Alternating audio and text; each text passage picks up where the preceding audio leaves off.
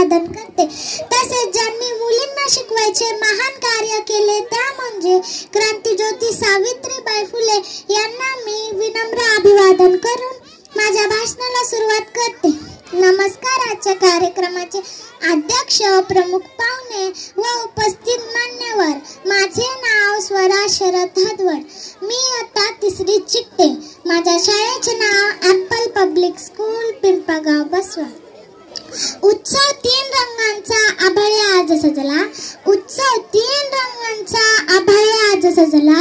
नतमस्तक मी त्या सर्वांची ज्यांनी भारत देश घडविला. नतमस्तक मी त्या सर्वांची ज्यांनी भारत देश घडविला. आज 26 जानेवारी हा दिवस आपण प्रजासत्ताक दिन म्हणून साजरा करीत आहोत.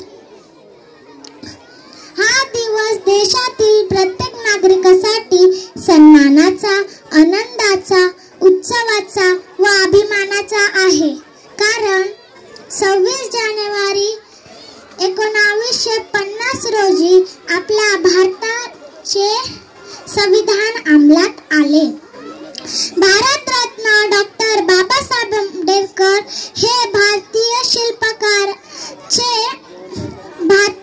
संविधानाचे शिल्पकार आहे. मित्रांनो, हे संविधान लिहिण्यासाठी 2 वर्ष 11 महिने 17 दिवस लागले.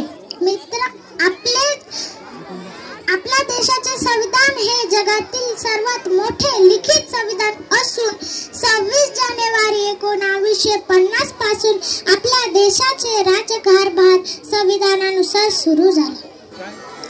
संविधानाने आपल्याला मूलभूत हक्क, अधिकार व कर्तव्य दिले आहेत. पण आपण फक्त हक्क अधिकारच बजावत असतो व आपल्याला कर्तव्याची मात्र विसर पडत चालली आहे.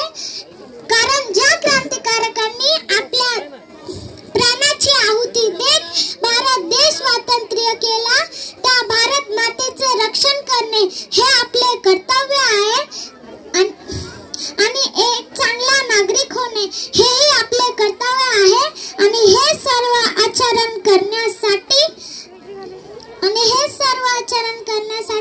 आपल्याला संविधानाचे पालन करायला हवे.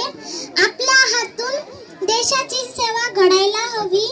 जाता जाता एवढेच म्हणते की जे देशासाठी लढले ते अमर हुतात्मा झाले. जे देशासाठी लढले ते अमर हुतात्मा झाले. सोडिले सारे घरदार, सोडिला सुखी संसार. सोडिला सारा घरदार, सोडिले सुखी संसार. अशा या अमर हुतात्म्यांना माझे कोटी कोटी प्रणाम करते. जय हिंद, जय भारत, भारत माता की जय. वंदे मातरम, वंदे मातरम. ज्या आयोजकांनी मला बोलायची संधी दिली त्याबद्दल मी त्यांचे खूप खूप आभार व्यक्त करते. धन्यवाद. ज्या श्रोत्यांनी माझे 2 शब्द शांतपणे ऐकले